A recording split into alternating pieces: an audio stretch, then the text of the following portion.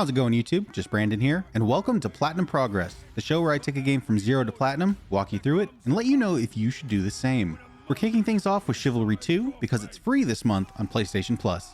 Chivalry 2 is a medieval hack-and-slash game that pits two teams against each other in large-scale siege battles.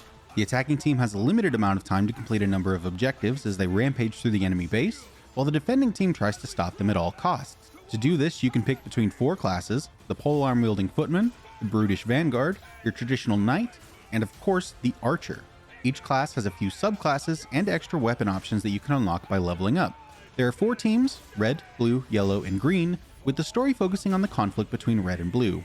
There's no campaign mode, but the opening cinematic and the descriptions of each map paint the picture of what's happening. Red team is unhappy with blue team's rule, so they're rebelling. Pretty simple stuff. Combat is also pretty simple, but still manages to give you enough options to outplay or get outplayed if you're not being strategic. You have three basic attacks: a horizontal slash, a vertical strike, and a piercing stab, as well as heavy variations of each and a special attack unique to each weapon. You can kick and push enemies to stun them, and even throw your weapon if you need just an extra bit of range. You can also block, and there are parry and counterattack mechanics to give you an edge if you learn how to use them correctly. Thankfully, the game gives you a pretty good tutorial to learn all these mechanics. Combat is hefty and always feels satisfying when you land a hit. Turning your character mid-swing can alter your trajectory, meaning you can extend your hitbox or shorten your wind-up animation. Running in, holding R2, and then spinning a great axe heavy slash into three guys at once truly never gets old. Attack wind-up, follow-through, and hit stun can make things feel a little clunky though, so timing is absolutely key. Going through the trophy list, a few things stand out immediately. Mainly, there are a lot of milestone trophies. For example, you get a gold trophy for killing 2,000 enemies. You also get bronze and silver trophies for killing 10, 50, 100, 250, 500, 1,000, and 1,500 enemies. And it's all cumulative, meaning the trophy list is not nearly as dense as it first looks. The second major thing is that it looks like most of these trophies should just happen passively. Winning 10 times each as blue and red team will happen over the course of my playtime. There are some that I need to keep in the back of my mind though to capitalize on opportunities when they show up, like reviving 10 down teammates. I also see that I need to win on a map called Dark Forest 25 times, so keeping all this in mind, I jump into online play for the first time. I load into a game that's already started and it's absolute chaos. People are running into each other with melee weapons, arrows are flying across the map, and the ebb and flow of the battle means you can die from any direction at any time. I get absolutely destroyed in every fight at first, but I do learn the basic structure of maps and objectives, which seem to largely be the same across most maps. I genuinely have fun playing for several matches until I realize that I've made practically zero progress towards the platinum. Up to this point, I haven't even gotten to play as red or blue team, let alone played the map that I needed. And I'm not exactly racking up kills either. I have to find a better way to make progress. Thankfully, the game has a practice mode that lets you pick any map you want and fills both teams with bots. So I pick the Dark Forest map I need and leave the bot count at max, 12 per team. The Battle of Dark Forest is a long, narrow map that has red team push a caravan of weapons from one end to the other to kill blue team's leader. Blue team is ready though and has put several obstacles in the way. As red team, you'll need to break down a barricade, stay on the payload to push it forward, raise a gate, push the payload some more, then use the explosives on it to blow up the entrance to blue team's fort so you can swarm in and kill the leader. You start with 8 minutes on the clock but gain time bonuses for clearing objectives. Blue team has no special objectives, they just need to run down the clock to 0, at which point they win. The bots don't technically have a difficulty setting, but they're basically all set to easy, so you should have no problem winning as either side. That being said, without you, these game modes naturally favor the defending team due to the time limit and poor AI. This means you should be playing as the defending team every time, because running the clock is so much faster than completing objectives. A decent defense can win this map in about 10 minutes, whereas a great attack will take closer to 20. Thankfully, you can change sides at any time, and I do mean at any time. If you do get to the end of a game and feel like you're about to lose, just switch sides. Boom, you won. Still, 10 minutes is a long time to spend on a match when you have to play it 25 times, which is exactly why I wasn't playing most of the time. Like I said before, if you don't involve yourself in the match, the defending team has a clear advantage. So I started the match, swapped to blue team, and walked away. 15 minutes later, and I was one step closer to my 25 wins. Now, this isn't a perfect solution by any means, but it sure as hell beats grinding the same map for 4 hours. Reduce the number of bots to the minimum 8 per team to cut match time to around 12 minutes, and pay just enough attention to the game to start a new match when the last one ends. I let this game run while I was taking a shower, cooking dinner, writing this script. Literally any time I was in the house and doing something else, I was also making progress towards this, and it was wonderful for my sanity. So after taking the easy way to 25 wins, it's time to move on to some trophies that want us to actually play the game. Just kidding, you gotta do it 3 more times. The Slaughter of Coxwell has red team invade and kill helpless villagers before burning down their homes, then stealing gold from the local town, breaking into the nearby blue fort, and then just killing as many of them as possible. This actually ended up being my favorite map by far. That's partially because red team cannot complete the first objective without you, so this is the fastest map to set and forget. Actually playing the map though, this one has some of the most unique gameplay of the ones we need to complete. Adding villagers to the mix really changes the dynamic of the battle for both sides, like how blue team actually starts the game as villagers and don't get to play as their actual classes until the villagers have died. Also, breaking into the fort is a really fun capture point for blue to defend because you have the high ground on this swarm of enemies as they're trying to get in.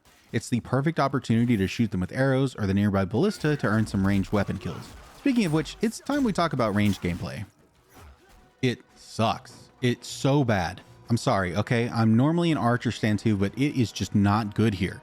Arrows are super weak, takes 3 to 4 shots to kill anyone at close range, projectiles get weaker the farther they go, auto aim always wants to go for the lower body, but there's so much fall off that you just end up shooting the ground, but aiming is super finicky without auto aim, and reloading always resets your position, so you just have to re-aim with every shot, and if an enemy gets close to you, you guys somehow just forgets how to draw their bow, and you cannot shoot at half draw, only full draw, so you die if anyone even looks at you, and it's genuinely both incredible and infuriating how cleanly you can thread the needle between someone's legs without hitting them, especially with big-ass ballista arrows. Because yeah, I'm not just talking about shooting with a bow, it all applies to siege weapons too. But you've got to get over it because we need 100 kills as an archer, 50 kills with a siege weapon, 1 kill from at least 100 meters away, and you have to shoot a total of 1,000 arrows. In a vacuum, none of these are actually too bad, it's just frustrating because of the bad ranged mechanics. Be prepared to spend a little time on these. The third map is Lion Spire. Red team has sailed ashore, but the nearby blue base has catapults launching a barrage on the red fleet. Red team needs to escort their battering ram up to the beach to break into the city, capture the town square, fight their way into the base, and blow up those catapults. This map opens with a really cool cinematic moment as both sides meet on the beach with our captains giving a rallying cry before they charge into battle. After that though, this quickly devolves into my least favorite map. From a gameplay perspective, every single objective boils down to stand here, but don't let them stand here. Stand on the ram to move it, or to keep it from moving. Stand in the town square to capture it. The catapult section has a button prompt to either light an explosive or deactivate the explosive, but other than that, it's just standing around so no one else messes with it. It's also a terrible map for our set it and forget it strategy because red is so consistent at getting to the last objective. These games routinely go for 25 plus minutes, and blue only has about an 80% win rate, making this the only map where attackers can sneak in a win every once in a while. If you notice this happening, you can switch sides, but that means actually paying attention to the game, which we're actively trying not to do. The final map is the Siege of Roothelm, which sees blue team attacking a red base for a change. Blue team needs to push their ramp up to the city walls to get in, hold the gates, burn everything down, push their siege weapons through the city, and then storm the castle to kill the red leader. It's pretty neat that the tables are turned on this one, but after seeing the other maps so much, there's honestly not much else to say. It's very okay. I did run into a really annoying glitch though, that sometimes my wins on this map wouldn't count if I didn't participate in the battle at least a little. Just hitting someone once at the beginning seemed to be enough, but it was still frustrating finding out that could happen. Apparently it's not uncommon for people to run into these problems where the game just doesn't track your progress correctly. Thankfully it wasn't too big a problem here, and surely it won't happen again. Alright, 100 matches down, and now it's finally time to go do anything else. Let's clean up that trophy list. I started by making a new bot match on the Great Hall map, playing the Brawl game mode. This is a free-for-all game where we fight with fists, chairs, food, and whatever else we can pick up off the ground, which is perfect because I need 10 unarmed kills. After that, I pick up a loaf of bread and start chucking it at people. 13 bread kills gets me another trophy. I also spent some time back in the 64-player online mode because there are a few trophies that can only be unlocked with human players, like reviving 10 down teammates and deflecting 100 ranged attacks. For some reason, bots won't ever use ranged weapons, so I had to rely on human players for that one. First, I had to level up enough to unlock a shield though, so I could actually block the arrows without becoming a pincushion. This was a great opportunity to grind 200 counterattacks too, since most people just spam their horizontal attacks. Once that was all done, I went back into bot matches to farm my remaining kills, but this time I had a little fun with it and chose to try out maps and game modes that I hadn't played yet. And that's when the unthinkable happened. Like 30 minutes in, I realized that I had glitched again and my kills weren't being counted toward the trophy. Looking at my in-game profile, it's obvious that my stats got reset at some point. Right now, the game thinks I've only played 4 online matches, it doesn't remember the hours I spent as the footman or knight classes, and the weapon page is all kinds of messed up. See, I've got 23 total kills, 647 of which are with the battle axe, and I have an incredible KD because apparently I've only died once. And somehow I've leveled up the pole hammer to level 4 and the sword to 7 without getting a single kill with either one. Looking around online, it looks like other people have experienced this too, where their local save data gets corrupted and their in-game trackers reset. The only way around this is to download a cloud save from before that happened, but at this point my cloud save is too recent. I'm not excited about having to redo this progress, but at least it's an easy grind. I just have to remember to make cloud saves more often. About an hour of bot free-for-all matches later and I had already made up my lost progress. Another hour and I hit the 2,000 kills, popping that sweet, sweet platinum trophy. Turns out this was one of those times where it would have been way faster to just muscle through the problem instead of wasting time trying to fix it. So now that I've got it, let's see if this plat is right for you. I've got 3 stats and 3 awards, but first we have to address the elephant in the room. Trophy progress is buggy, which is a shame because the game itself ran mostly fine. If you want to attempt this plant, you have to pay extra attention to your progress. That being said, knowing what I know now, I honestly wouldn't worry about it too much. My biggest tip is just to double check your progress after every session and then cloud save if everything looks fine. My total game time was about 25 hours and I finished this plat in exactly 1 week, so about 3.5 hours a night. My time hands-on with the game was much lower though, probably closer to 12 hours split between 5 days. Including the time it takes for the game to play itself, I think about a week to a week and a half will be pretty comfortable for the average person. If you really want to no-life this trophy, I seriously think you could do it in about 3 days though. Or if you prefer to chip away at it slowly, 2 to 3 weeks should be a good estimate. Another stat I'd like to look at is the range of the game that the Platinum forced me to experience. I think a good Platinum should guide you toward trying every aspect of the game at least a little bit, and it's abundantly clear from the beginning that this isn't the case here. There's so many parts of this game that you don't even have to touch to get the Platinum. I chose to play free-for-all and brawl modes to make things easier for myself, but they weren't necessary. I had to seek them out.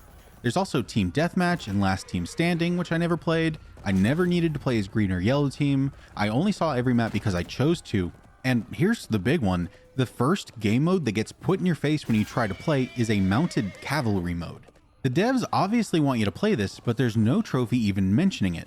Instead, I was just running around the same 4 maps 100 times.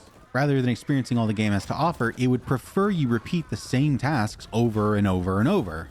My third stat is longevity. Will you still be able to plat this game in 5 to 10 years, or however long it takes for support to stop and servers to die? Well, it depends. Most trophies can be earned in bot matches, but some of them do require other human players, like I mentioned before. So if servers do get completely shut off, blocking you from all multiplayer, the plat goes with them. But as long as multiplayer is still accessible, and you have a friend or fellow trophy hunter with the game, the two of you can load into bot matches together to complete every trophy. Now it's time for the award categories. First up, was this game fun to play? On a scale of bronze to gold, I give Chivalry 2 silver. I found the gameplay loop to be very enjoyable, with combat even more satisfying at the end of my time after I could see how I'd improved. It was difficult enough that I was always trying to do better, and at the same time I could see the gap in skill when facing someone that had obviously been playing a lot longer than me without it feeling super demoralizing. I think this is a perfectly good game to pick up for a week, especially if you have friends playing too. On the other hand though, if you told me this was your absolute favorite game, I'd probably give you a funny look, but hey, to each their own.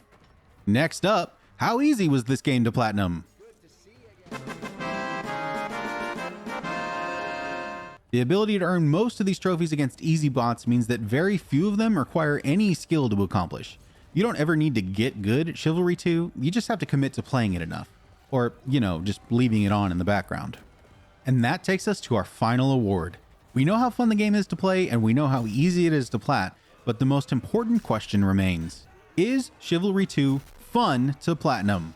Drum roll, please!